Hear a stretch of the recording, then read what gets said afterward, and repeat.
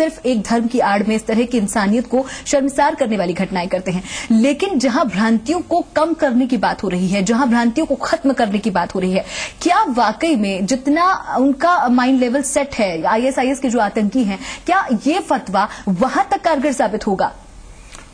देखिए, ये जो है ऐसा नहीं है कि आईएसआईएस वालों को ये पता नहीं है। आप वो देखें कि विश्व स्तर पे और विशेषता जो है अरब जगत के स्तर पे अगर आप देखें तो वहां का जो है कोई भी जो है ऐसा आलिम या मुफ्ती जो है उसके साथ नहीं है। ये कौन लोग हैं, कहाँ के पढ़े लिखे हैं और इनके पास जो क्या उपाधि है, ये जो है पूरा जो है अगर आप देखें, और हम तो अरबी अखबार जो है वो पढ़ते रहते हैं और देखते हैं वहां की चीजें,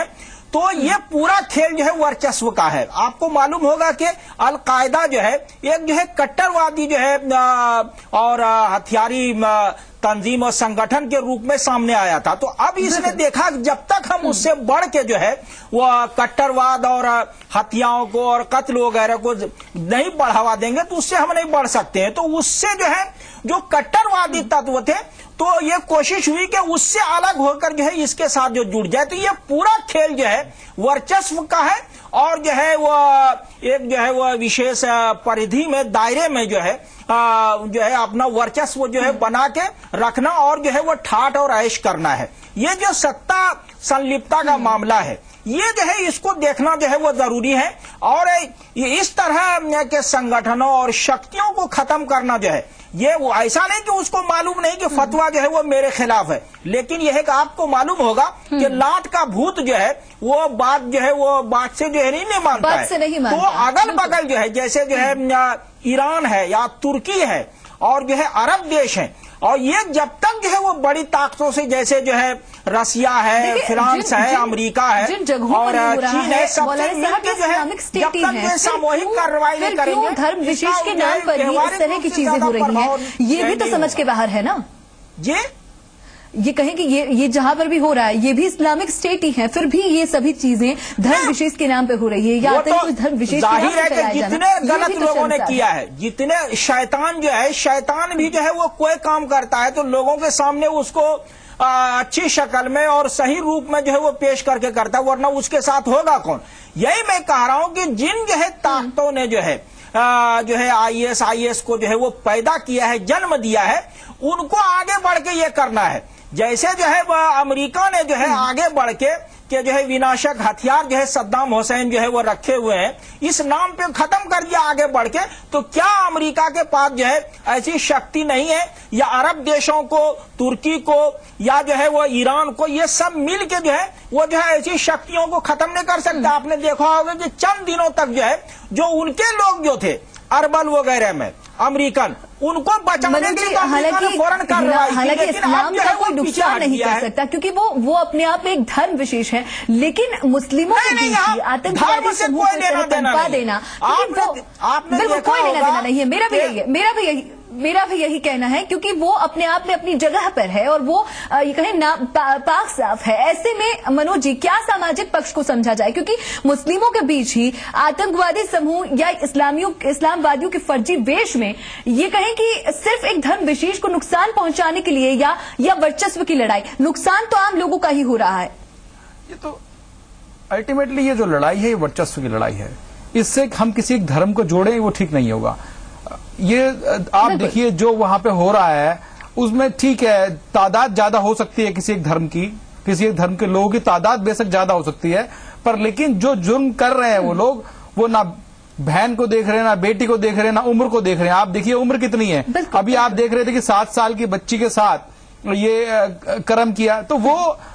अब मेरा मानना तो ये है कि वो इंसानियत की हद पार कर चुके हैं, उन्हें इंसान कहना ही गुनाह है, वो तो जानवर की हद पे आ चुके हैं। उन्हें यही नहीं पता कि किसके साथ हमें क्या करना चाहिए क्या नहीं करना चाहिए। और जब ऐसे लोग हैं, ऐसे लोगों का तो इलाज यही है कि हमें इकट्ठा होके उन लोगों के खिलाफ जो है, किसी धर्म की बात नहीं कर रहे हैं हम लोग, सारे इंसानियत की बात कर रहे हैं, इंसानियत खड़े होके पूरे सिस्टम को चला के आगे ऐसे लोग खत्म करने का काम किया जाना चाहिए। बिल्कुल बिल्कुल, और सामाजिक पक्ष में भी यही ज्यादा मुझे लगता है कि परिणाम अच्छे देगा। मौलाना साहब, एक बार ये कहूं कि दुनिया भर के मतलब मुस्लिम युवाओं को इसमें भर्ती दे रहे हैं, जिहाद के नाम पर लड़ाई करवाते हैं, या विश्व पटल पर जिस तरह से सिर्फ एक धर्म विशेष की इमेज को क्रिएट कर देना, वो बेहद ही गलत है। और आपको वाकई में लगता है कि सचमुच इस फतवे की जरूरत थी यहाँ पर? देखिए, ये जरूरत बिल्कुल जो है वो पहले भी थी और अब भी है और आगे भी जो है इसकी रहेगी। तो ये जो मैं ये अभी जैसे कहा इन्होंने कि ये जो है वो वर्चस्व की लड़ाई है, और इसमें जो है वो हिंदू मुस्लिम सिख ईसाई का मामला नहीं होता है वो, लेकिन यह है कि धर्म का नाम जो है वो लेते हैं, वरना लोग नहीं आएंगे। देखिए, इस्लामी जो है वो युद्ध व्यवस्था में और सिद्धांत में यह है कि आप जो है वो बच्चियों को नहीं मार सकते हैं, महिलाओं को नहीं मार सकते हैं, जो लोग किसान है खेतों में काम कर रहे हैं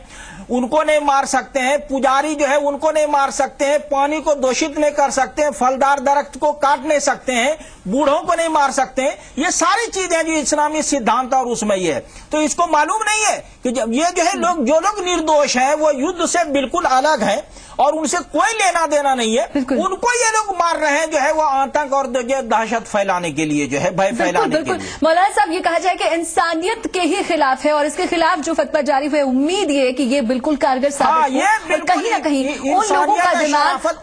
दिमाग जो भ्रांतियों से भरा है वो बदल पाए। बहुत बहुत शुक्रिया हमारे साथ जुड़ने के लिए। मेरे पास समय की थोड़ी कमी है, लेकिन आपको बता दें कि जो भारत से पहल हुई है वो विश्व पटल पर भारत को एक अच्छी और कारगर पहल के रूप में देखी जा सकती है, क्योंकि हिंदुस्तान नहीं, हिंदुस्तान के अलावा भी यहाँ हिंदुस्तान ने मुस्लिम धर्मगुरुओं और मुफ्तियों से, दूसरे देशों के मुफ्तियों से भी अपील की है कि वो भी ISIS के खिलाफ फतवा जारी करें। फिलहाल खास पेशकश में इतना ही। मुझे दीजिए इजाजत। नमस्कार।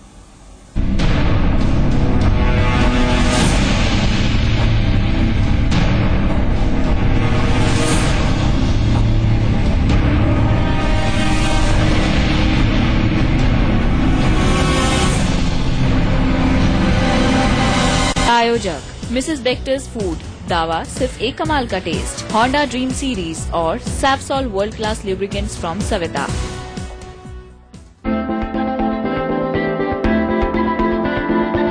I'll tell you what I like.